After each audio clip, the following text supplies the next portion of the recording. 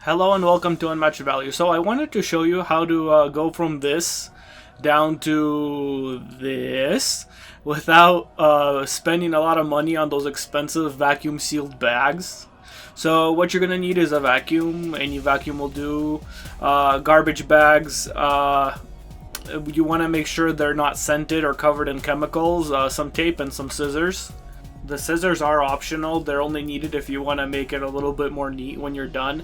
I recommend getting a good quality tape though, because the better the tape, the more compact you'll be able to keep your vacuum sealed package.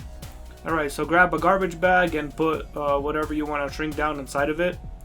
Now when you get to the part of the step with the vacuum, what you want to do is you want to make sure that when you insert the nozzle that it comes in contact with whatever materials inside, so the bag doesn't get in the way of the nozzle.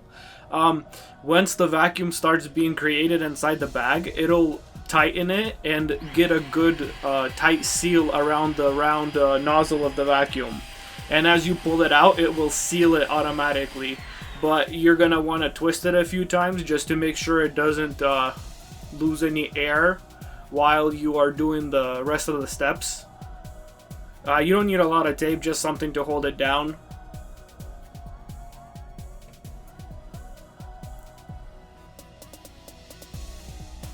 Alright, so here you don't really need to do this, but if you want it to look a little neater, you can grab a pair of scissors and cut off the little orange drawstring.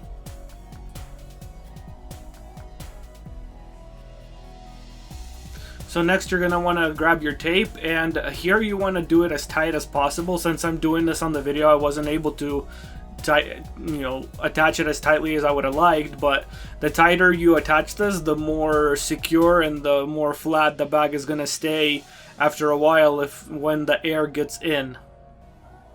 So usually what I do is I put 3 on one side and 3 on the other, so 3 one way and then 3 the other way, so it does a crisscross pattern on it. I found that this way, even if the air gets in, or when the air gets in, it keeps it nice and flat. So as you can see, it's pretty flat, it's pretty neat looking. I'm going to cut a hole in it just to show you what happens if the air, or when the air gets in. You can see that it expands a little bit, but then the tape holds it in place. So this will stay this shape for however long you need it to, and you don't need to worry about it expanding like you do with the store-bought bags. That's it. Thank you for watching. Hopefully you found this video helpful and it was able to save you some money. If you liked or subscribed, thank you very much, and I'll see you next time.